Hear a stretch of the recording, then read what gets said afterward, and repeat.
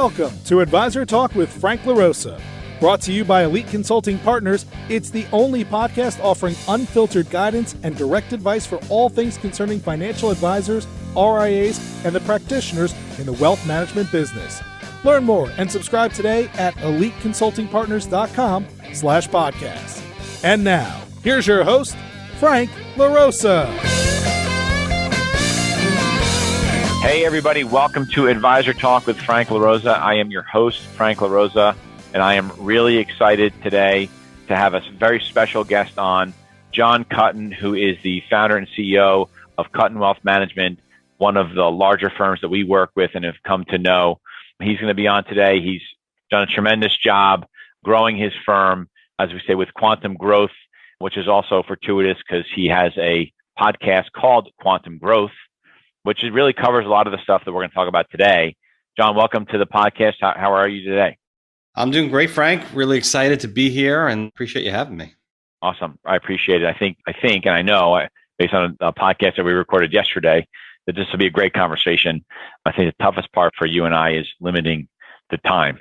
Yes, to the listeners, I think we decided to do a carryover, kind of to be determined, because Frank and I had a lot of time, a lot of good laughs yesterday, and you shared some amazing information on my podcast, which I appreciate. So I'm hoping my listeners get the same information out of this podcast today. So what I was hoping, Jon, we can really talk about and sort of getting into the weeds on, some of the things in the areas that our clients struggle with the most, in my opinion, right? And that is, sort of organic growth, inorganic growth, M&A, and just really building the type of enterprise that you've built, right? So just by way of some numbers here, north of 90 team members, you have offices your main office is in Hauppauge, New York, New Jersey, Texas, Florida, Michigan, Maryland, Virginia, Connecticut.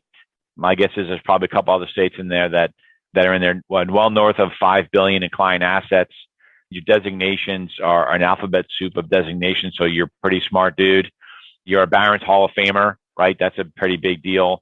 So it's safe to say that you know what you're talking about, and my listeners should be, if they're driving, pull over, get a piece of paper and a pen, and take some notes. This is going to be great. I hope I don't disappoint. I don't know.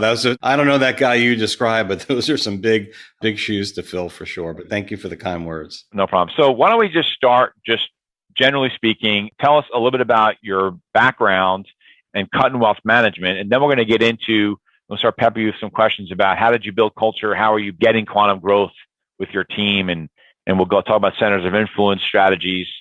So let's start with, who are you? Great question. And I'll be as brief as I can. So, I always like to say I'm 49 years old. I am happily married, almost 25 years. My wife actually keeps reminding me, Frank, that our 25-year anniversary is in September. I think that's like one you're supposed to buy a really big gift for or something. And I've got 4 sons, 2 in college, 1 a senior in high school, and my little guy is actually a freshman in high school. So busy with family, things along those lines. And I'll give you the Cliff Note version. I started in the industry right out of college. In fact, I was almost fully licensed by the time I graduated college. And I've spent my whole career at what is now Amerprise, right? So for a bit, we were IDS Financial Services, and then American Express Financial Advisors, and now Amerprise. And really, I built my business kind of the traditional way back in the day, cold calling and sitting at kitchen tables and seminars and that kind of thing. I got involved in a leadership role, which I think is a little different than many successful advisors out there, and really caught the leadership bug. I was blessed to have some amazing mentors who are still mentors and friends today. And I spent about 7 years or so in a leadership position, ultimately ran an office. I know you have a leadership background as well, Frank, and we kind of, are connected from that perspective. I like developing others. But with that being said, I got to a point where I wanted to not be in the corporate world and really just go back and be a full-time independent advisor. So in 2001, I literally dug a big hole, not myself, but out my old house, and I dug an outside entrance, and it was me and one advisor who's one of my partners today. His name is Evan. And Evan and I put an outside entry in, and we worked out of what we called the mezzanine level of my old house, right? It was a basement, but it sounded fancier. Mezzanine right? sounds better. It sure did. And clients and prospective clients like that better as well. And Evan and I thought it would be smart to partner with CPA firms. So I built my first partnership with a CPA firm in 2001. And what I realized was that by doing that, we were able to fish with the proverbial net as opposed to a pole, right? So fast forward today, our firm works with over 100 CPA firms nationally, brings in a few hundred or more clients on an annual basis. And we've really created, your words before, quantum growth by being able to kind of learn, and we can go deeper in that, how to actually partner with CPAs. It's not easy to do. It's that part of the, the business that advisors have always struggled with. And I've got a whole coaching program that has taught advisors how to do that for years. So a lot of our growth started to occur then. And then, Frank, in '02, I bought my first business, acquired my first business. It was a smaller, like $30 or $40 million practice. And that's led to over 40, I'm embarrassed to say, acquisitions from '02 through today in 2022. So we've gone on a little bit of an acquisition spree. They were smaller back in the day, and lately they've been, larger from a AUM perspective, et cetera. And then the last thing that I would share, just from a background perspective, which I think makes me a little different than most advisors in the industry, is I'm no longer client facing. For about a decade, I have not worked with clients at all. I jump in a meeting here and there to help out or shake a hand or see an old client. But we've all heard that old adage, Frank, right? Spend more time working on the business and less time working in the business. So I really consider my role to really be kind of the visionary of the business, leading and developing the team, setting vision, and making sure that we're growing, right? I spend a lot of my time on growing, whether it be developing advisors on the team, making sure our business development team is growing and bringing new assets into the firm, or working on inorganic growth strategies like M&A and bringing in experienced advisors. Wow. I took a lot of notes down here as you were talking and I was listening. You'll likely have to ask very few questions. I give long, very long, and very thorough answers, I've been told. I've been told the same thing too. So, so let's dive right into the centers of influence, and specifically with CPAs. I did a podcast a few months ago, and it was really all about growing your firm through not only CPA centers of influence, but really CPA acquisitions. I don't know if you get involved in that or not. We never really talked about that, but I believe that there's an opportunity because there's so many small CPA firms out there that really don't have any plan whatsoever. And the right wealth management firms that can acquire majority ownership of those practices and then plant, I'll call it a salaried wealth management advisor, something in those offices is, I think, where I think the future is going. But talk about, my listeners are going, well, how did he do that? Like, how did he build relationships with over 100 CPA firms? Yeah, no, great question. And I'll hit both the acquisition piece as well, because it's something we haven't acquired a CPA firm yet, but we're about to. We're working on a couple. And again, they'll need to get to the finish line, but it's something that we're very intrigued by and very much thinking about doing as we speak. So, the first thing I'd say is a lot of trial and error, right? So I've been working with CPAs. We built a business around it literally since 2001. And in my coaching program, I've had this saying that I've said forever, right? And you have to kind of listen to me say it twice to get it. And it's that the hard part is getting the CPA to say yes to a professional alliance with a financial advisor. The harder part is then influencing them to do what it is you want them to do, i.e., introducing clients. So it's hard to actually get a CPA, right? Stereotypically, CPAs are not risk takers, right? And they don't all believe that they should be in our industry or involved in receiving compensation, right? And there's rules about that, which we could talk some about as well. So it's hard to find the right CPA, right? It's a lot easier, by the way, than it was in 2001 when I started, right? Today, the AICPA is super supportive of wealth management. There's a PFS designation. There's a whole kind of tab on the AICPA's website about personal financial planning. So it's way more accepted. The majority of larger firms are doing it, and more firms are actively engaging in financial planning and actually like looking for it as opposed to you having to call them, which is kind of interesting. But what I find is over and over again, it's one thing to get the CPA to say yes, right, to a partnership together. It's another thing to actually teach them how to spot opportunities and how to actually make introductions the right way. And one of the themes that you'll hear from me a lot, Frank, and you know this about me already, is leadership is the key. I call it Jenga block, stolen from my leadership coach, by the way, but it's the key Jenga block to a lot of things, right?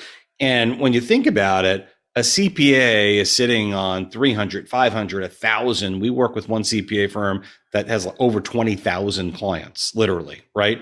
They've got this opportunity, but they're nervous, right? They're uncomfortable approaching it. So what we spend a lot of time on is creating systems and processes to make it easy for them to build awareness within their practice. So I'll give you some examples. I'll give you 3 really important rules, right? So the first rule, Frank, is once a CPA actually wants to work with you, you must create a joint business plan together.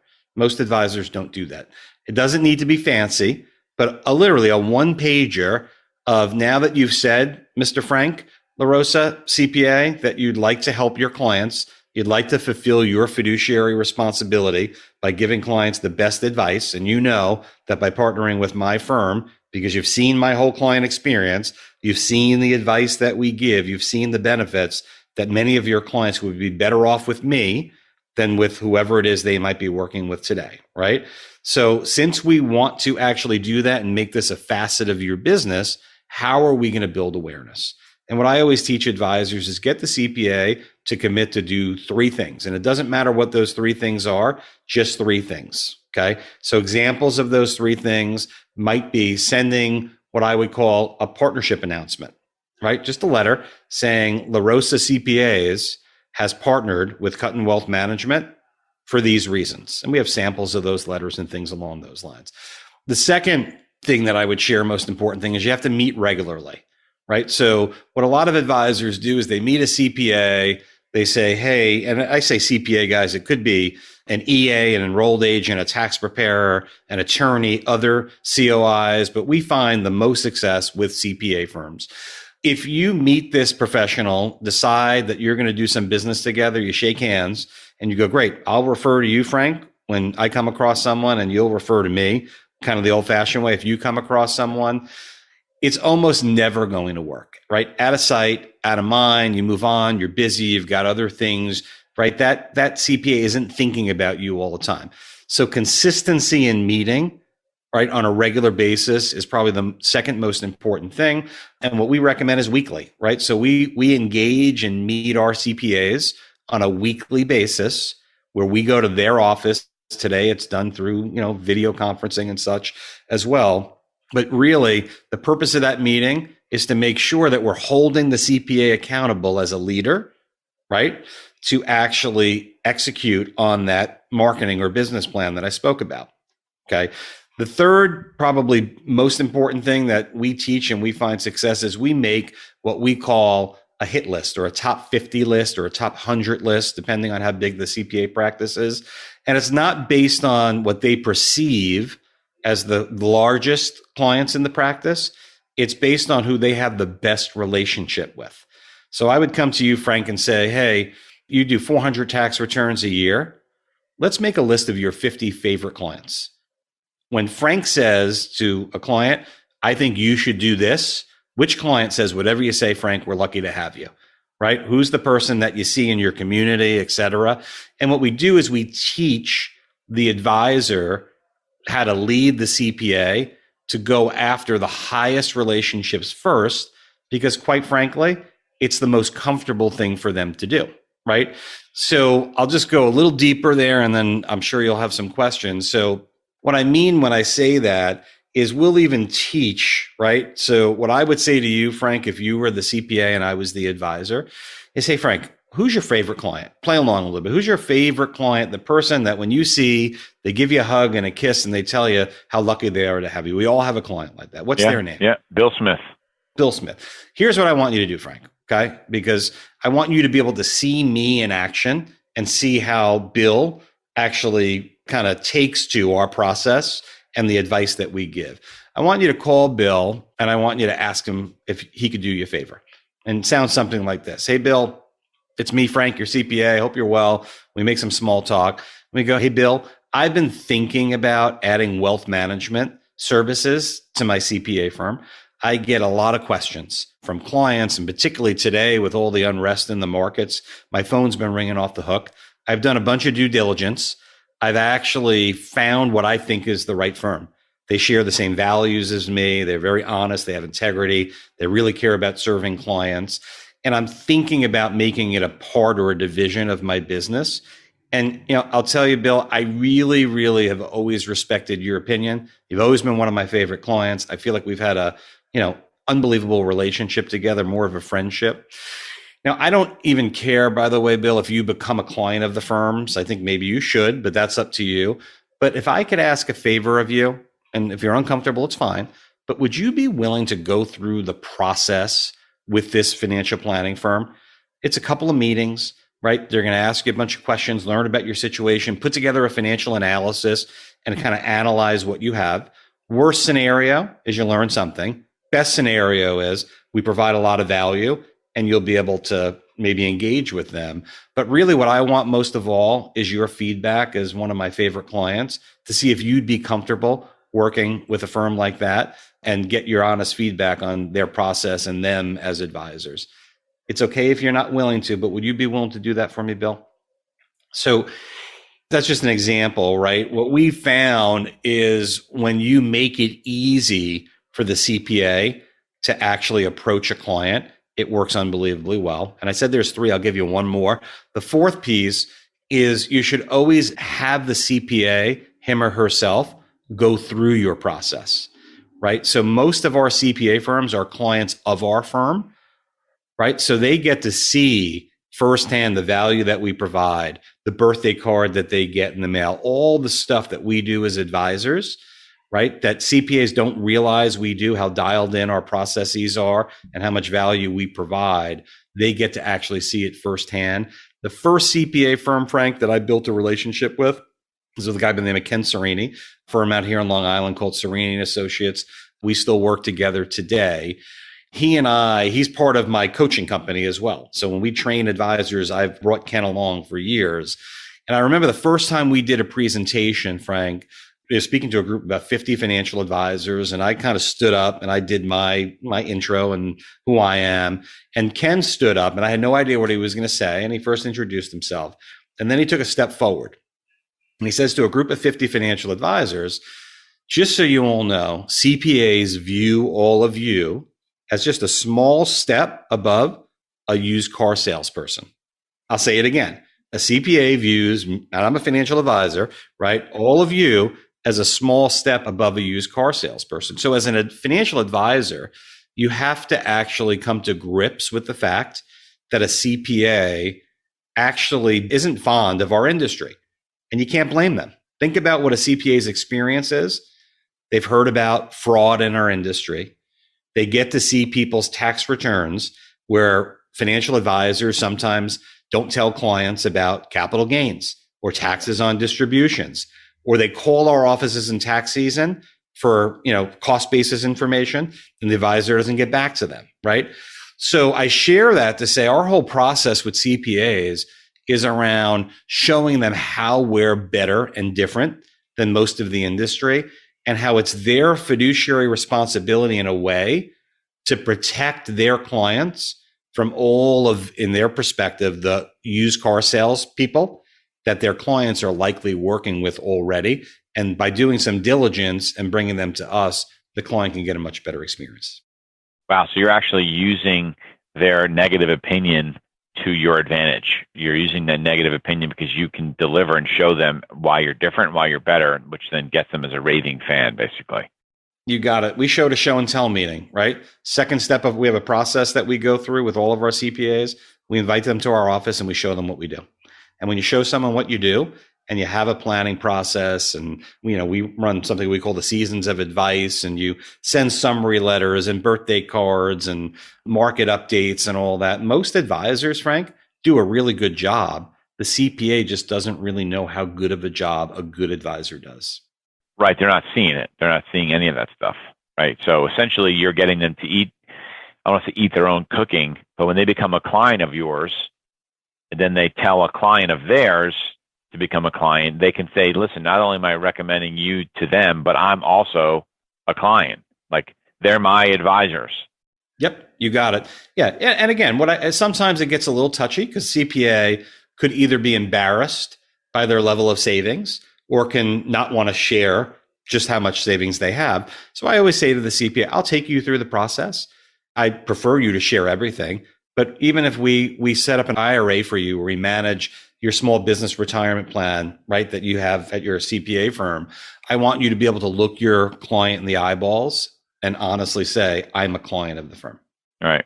So this is awesome. It really helps, I think, give people a structure or I think the CPA space and referrals in general is always a weak point within the financial services space, right? For some reason, advisors just have a hard time getting referrals. When they come in, great, but to be proactive has always been a big issue for the business. So you have a huge team, multiple offices, and you're articulating that really well. Are your advisors that work within your organization, within Kuttin, are they building out their own centers of influence, or are they plugging into a Kuttin machine, that you're then distributing the referrals from? And I ask that question because a lot of practitioners today, business owners, so we talked about this yesterday, you go from a practitioner, which means you're probably at a retail shop or W-2 firm, you go independent, now you're independent, right? But maybe you still have yet to build an enterprise like what you have. But a lot of advisors now are trying to go to the enterprise level. So I'm interested to understand how you're managing the lead flow. And is it based on each advisor or as a company, and then you're distributing the leads? And I think another secondary question is, has that helped you recruit advisors to Kuttin Wealth Management? Because now you're generating something that a lot of producer groups, OSJs, whatever you want to, ensemble group, whatever you want to, everybody sort of calls it something different. But, that's which will sort of get us into the second part of this, which is the recruiting and how you're growing through acquisition and stuff like that. But like, what's that process look like at Kuttin? Totally get what you're driving at there. So I want to make this relatable to your listeners as well, right? So there was a time that the guy building CPA relationships back in 2001 was me. It's funny, when I do this training with Ken Serini, who I mentioned, he always tells a story. He's like, no, you don't understand. John would come to my office and he literally wouldn't leave until I called 3 clients. And it's true. I would sit at his desk, Frank, and say, well, you committed, Ken, to call 3 people a week. We have our top 50 list. We're going to call him. And we would role play what to say. And he jokes, he goes, I just called him because he wasn't going to leave until we actually did it. So I did all this back in the day by myself. And that's what created a lot of the growth. Today, we have a business development team, right, that does that. So I've got folks in the organization that their entire job is building partnerships with CPA firms and maintaining relationships with CPA firms to monetize those relationships. It wasn't always that way. And then it started with 1 person, and then it was 2, and now it's 6 or 7 and growing in the team. So, to the advisors listening, what I found is most advisors, good advisors that have worked really hard for a long period of time, are able to get to about $1 million, maybe $1.5 million in production by doing everything themselves, right? They get themselves a good, junior partner or power planner or assistant or whatever it is you want to call it, sales assistant, and they could just work really hard and they're good enough at sales and business development, et cetera, that they could build $1 million, $1.5 million, maybe a $2 million business on their own. And at some point, right, you've got to, in my opinion, to grow past that, you've got to start to build what I call verticals in your business, right? When I say a vertical, someone other than you needs to own different things in the business. So Dan Sullivan, right, who many of your listeners probably know who the strategic coach is, Dan Sullivan, wrote a book maybe 6 months ago or so called Who Not How, right? So I've got a guy by the name of Jeff Magson, and I've got a guy by the name of Chris Clamfer, who are my 2 main CPA business development people. That's what they do each and every day. To put in perspective, Jeff, who's a new hire to us a little over a year ago, was the former executive vice president, one of the EVPs of First Global. First Global is a BD that I'm sure you know of, Frank, that built their business around CPAs. Now they're a Vantax. But imagine having, right, that who literally ran a BD with hundreds of advisors that built businesses inside of CPA firms as the person who's out talking to CPAs telling the message of our firm, right? So I'm a big advocate of that. And that's how we do it today. We've got folks whose job is to set appointments with CPAs. We have folks whose jobs are to tell our story to CPAs. And we have folks whose jobs are to actually lead and influence the CPA to ultimately refer clients and get those prospective clients to the advisors on our team. And exactly what you said, Frank, is that's what we do. We basically dole those clients out to the advisors on our team around the country who get really warm, right, introductions to qualified, highly endorsed clients. And a big part of our process, about 2/3 of the meetings that we do, I'd like it to be 100%, with a referral from a CPA firm, the CPA, him or herself, are in the room with us, right? So when you can get an introduction from a CPA and the CPA is sitting at the head of the table, in essence, introducing, their clients to you as the financial advisor, our closing ratio or conversion ratio is around 85 or 90% every time. Yeah, I was going to say it's got to be way up there. Got to be close to 100% almost. So. Yep. So it's, again, harder than I'm making it sound. A lot of work and a lot of mistakes we made in trials and tribulation. But again, when you have someone who full-time works on that, and I think that's maybe a key for your advisors, right, is, in order to build any system, right, you need to actually create the vision. I always call it 4 to 5 leading indicators or KPIs, right, key performance indicators of what those lead indicators are. And if you do those lead indicators over and over again, the result or lag indicators will ultimately happen. Now, the issue is most people have a hard time doing those lead indicators over and over again. But particularly if you're an advisor who's running a busy business, it's hard to find the time yourself to hold yourself accountable to do that. Yeah, I think that you did something that a lot of advisors have a hard time doing early on, and you reached a point in time where you said, all right, now I need to start investing in more human capital, right, bringing people on board. And I think that advisors make a huge mistake on how they look at that. Oh, it's going to cost me X amount of dollars, right? When I make decisions on bringing on people onto my team, so I'll call it non-producer roles, right? So CFO, COO, right? I actually look at that as an investment back in my time, right? Or somebody else's time. So hire a CIO because my president is half his day spent on CIO related stuff. So if I go out and hire a CIO, now I'm investing in my president, Dale Dempsey, his time, getting some of his time back where he then can produce. But, advisors have to just understand they need to reinvest in their business and look long-term, have that vision that you're talking about, and put the people in place, right people, right positions, right, which is a sort of a EOS/Dan Sullivan, thing. So it's funny you say that, Frank, and we haven't talked about this before. We run the EOS system for a whole organization. So ROCs and the IDS system and all that. So that's really how we run the organization. And another reason why we're so similar. Yeah. And as you meet more and more successful people, at least I've experienced, what you realize is they focus on ROCs or lead indicators, and they hire smart people, right, who enjoy a certain part of the business, and they help with the vision of what you want the vision or business to look like, but they support them and kind of get out of their way and make sure that they're hitting the results that they need. It's an interesting, to pick up on our conversation yesterday, right? And I think it's a good probably place for us to take our conversation, because I know I'm being wordier than I need to be.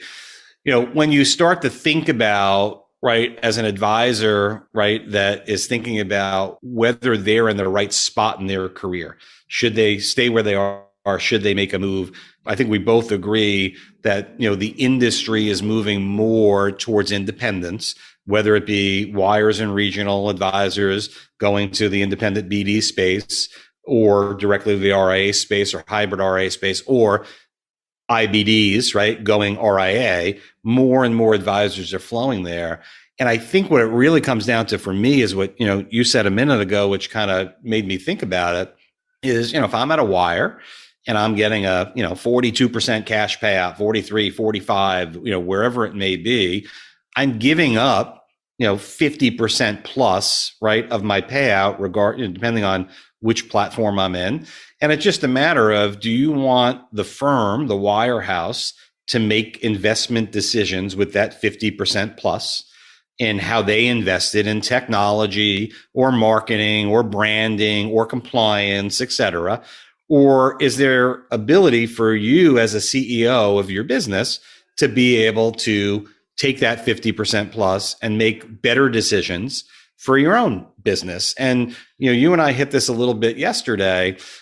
Every advisor is different. For some advisors, they're better off being in a wirehouse because they're not the right person to make those decisions, or they don't have that vision, right? Or leadership skill or desire to do it. For many, right, it may be you can make better decisions and create more scale by hiring a business development person on your own with 5% of if you're $1 million producer, take 5% of your payout rate. Go hire a young kid who wants to be a business development person, pay he or she $50,000 a year to go find CPAs, go through a course on how to figure out how to be really good at finding CPAs.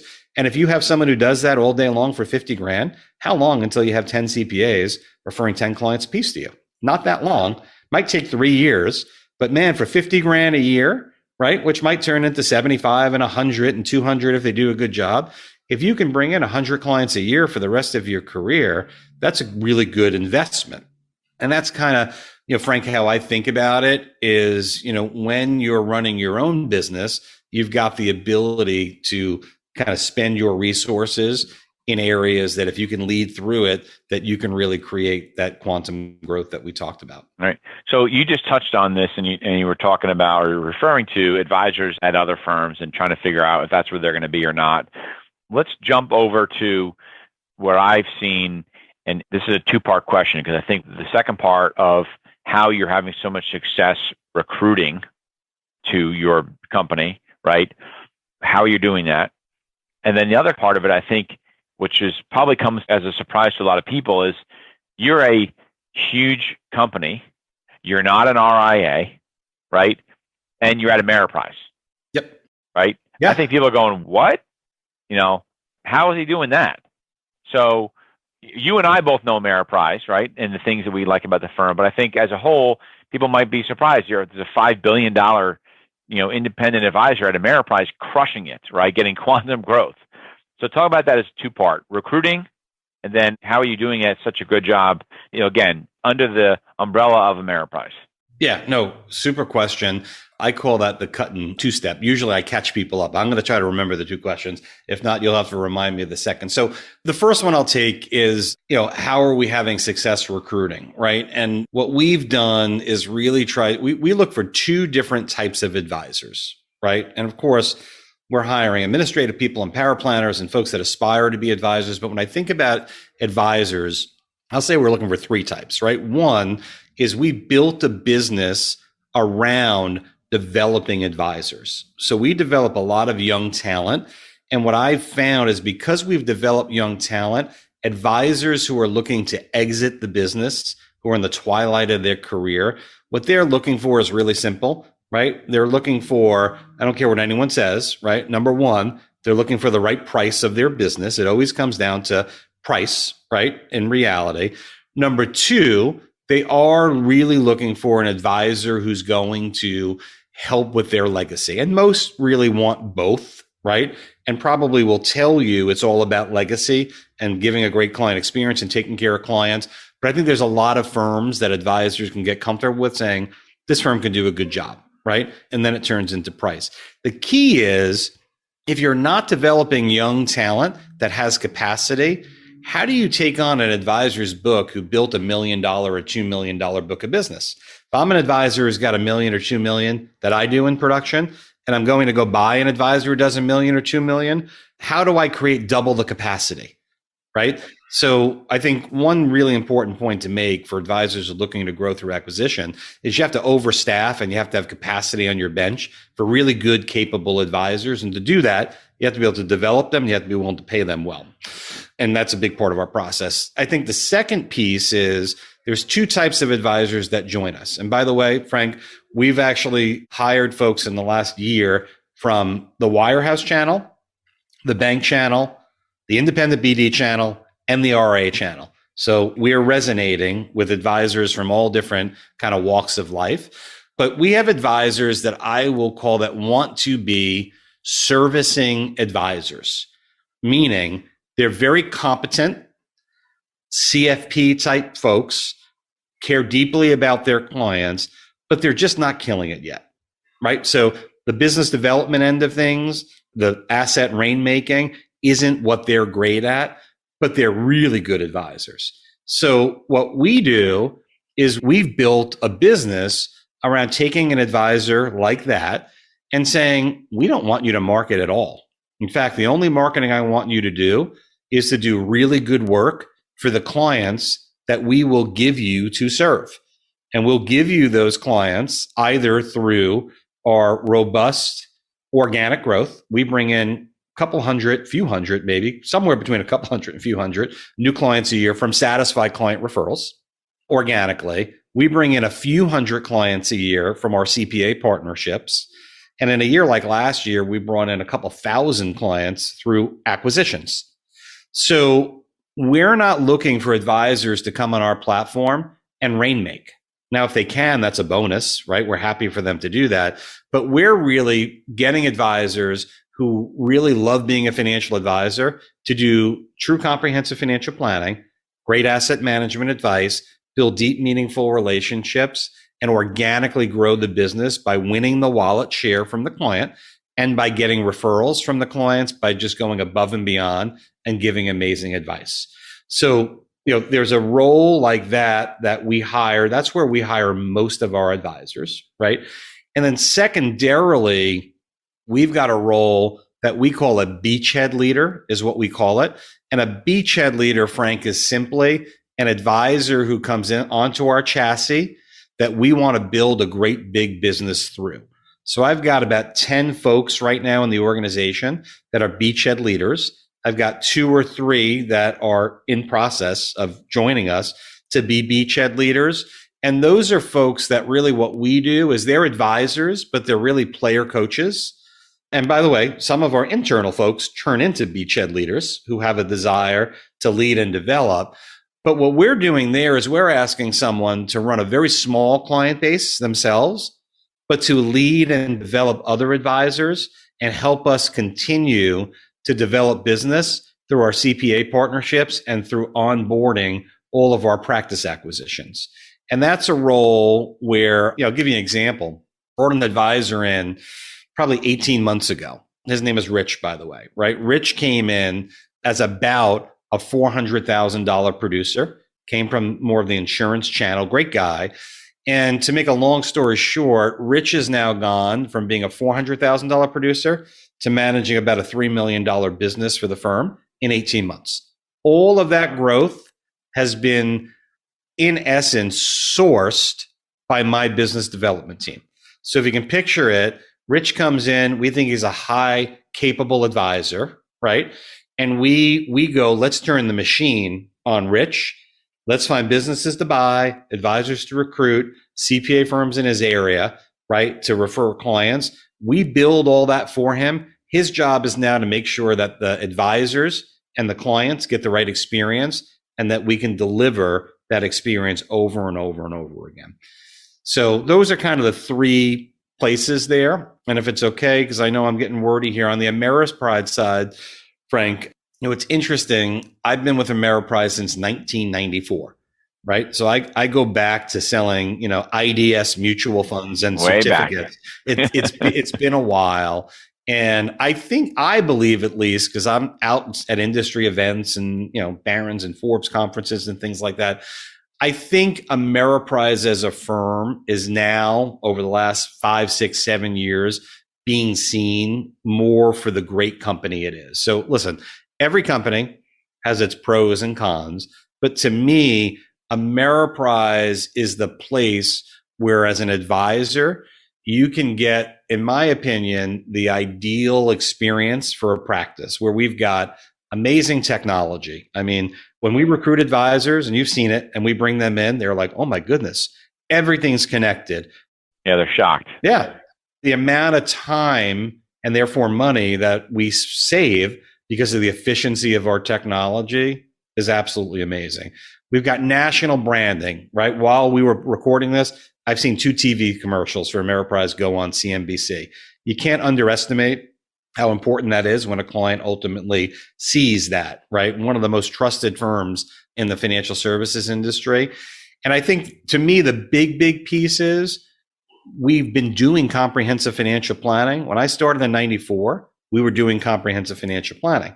Today, we do comprehensive financial planning. That to me is where the puck is going, right? Asset management is becoming more and more commoditized, right? Clients in the industry, in my opinion, is moving more towards true comprehensive financial planning advice and really having that client experience overall. I think Ameriprise advisors, in my opinion, and the culture that we have allows us to really provide clients with what they're looking for, digitally enabled, right? Goal-based, true comprehensive financial planning advice. And I think, in my opinion, we're years ahead of where a lot of our competitors actually are. And it's a really big competitive advantage. Yeah, I would agree. I get asked that a lot of times. So who's got the best technology in the business? And many times I'm like, you're not going to believe this, but Amerprise. They're like, what? I'm like, oh yeah. When you see their technology, you're going to go, holy, like it makes some of the wirehouse firms look awful. Yeah. So, and what's interesting, Frank, is I've got even a little bit of a different competitive advantage. I think of Amerprise and I describe it, right? And I even think our senior leadership describes it this way. We're not the cheapest game in town, right? Meaning we don't give the highest payout on the street or the highest recruiting bonus or the lowest cost provider on everything, but it's high quality, right? And it's in the spectrum of being right there with all the other independent broker dealers. Not the cheapest, not the most expensive, somewhere in the middle. But the reality of it is it's really supported independence. So the way I look at it, Ameriprise provides supported independence. Kuttin Wealth Management, to get to your question, adds a whole nother layer of supported independence, right? Leadership development training, referral coaching, CPA referrals, practice acquisitions, access to capital to acquire businesses, right? This is KWM, right? Kuttin Wealth Management driven. And because of the size and scale that we've been able to build on the Ameriprise chassis, we're the largest currently practice, or let's say one of the largest practices in the ecosystem. We get better cost, right? And better payout than the average advisor at Ameriprise. So when advisors join our chassis, we get to pass that along to them as well, which becomes a really big competitive advantage for us and also for those who join us. And I feel we deserve it because we work really hard to build a really large enterprise within the organization.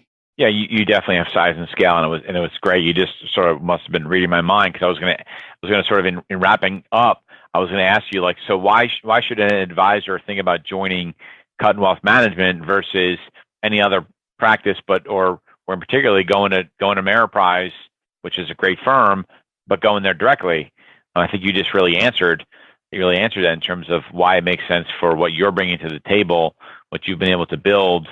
And candidly, one of the things that you didn't mention was your leadership, just leadership in general. I think that there are a lot of enterprise firms out there, and they're big and they get scale and all that stuff, and they can articulate that to their teams. What they don't bring to the table for advisors joining them is a level of leadership that those advisors may have been used to for years, right? Working at a Morgan Stanley or a UBS, where I have friends that are there in RBC, and they're great managers and leaders.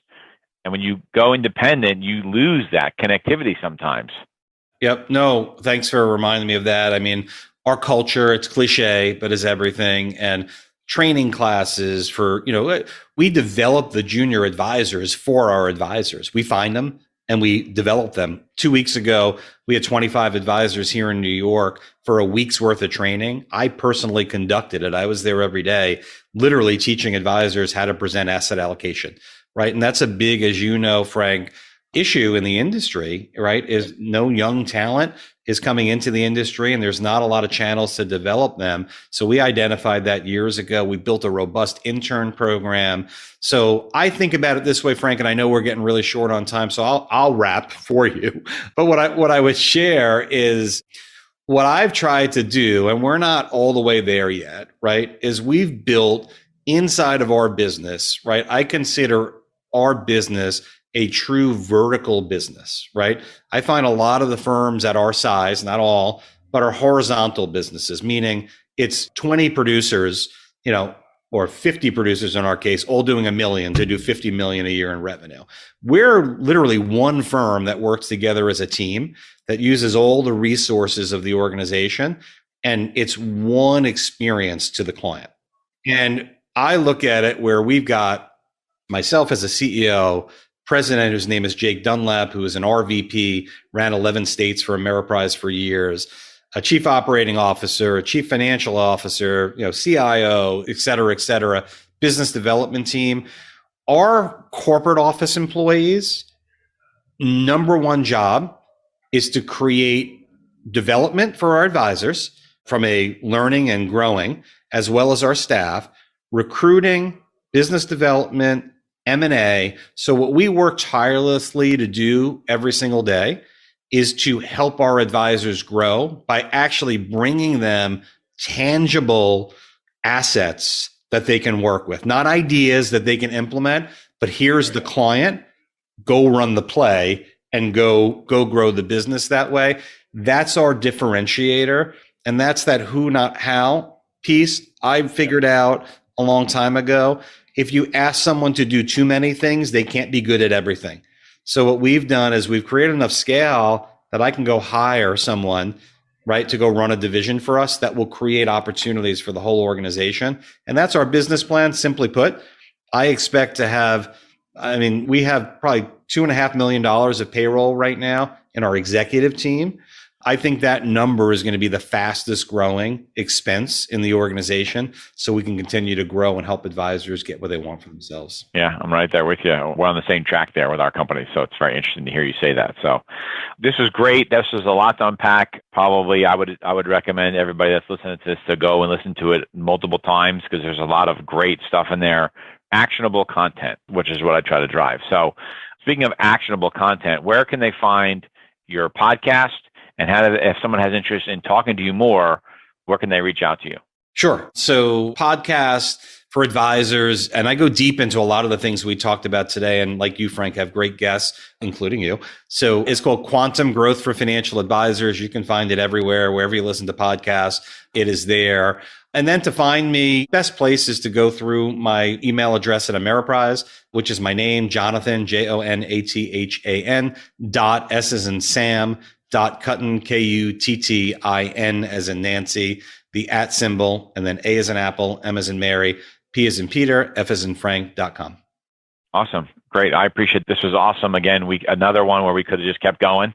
Yeah, we got to do this little Joe Rogan style next time, I think, huh? I know. Because we could, there's some, for those listeners, we had some other things on the docket too, but we'll do another one. This would be great. So love to do it. Yeah, exactly. So everyone, thanks for joining us. Don't forget to go to iTunes, and I always say smash that like button for our podcast, Advisor Talk with Frank LaRosa. Don't forget to check out our YouTube channel, where you'll be able to see John and I talking and everybody else at Advisor Talk with Frank LaRosa. I look forward to our next conversation, specifically with John and some other guests. And thanks for joining us again, and we'll see you on the other side. Thank you very much. Thanks for listening to Advisor Talk with Frank LaRosa. If you're looking for more advice or solutions on any topics in the financial services industry, or you just want to subscribe to our podcast, head on over to eliteconsultingpartners.com/podcasts.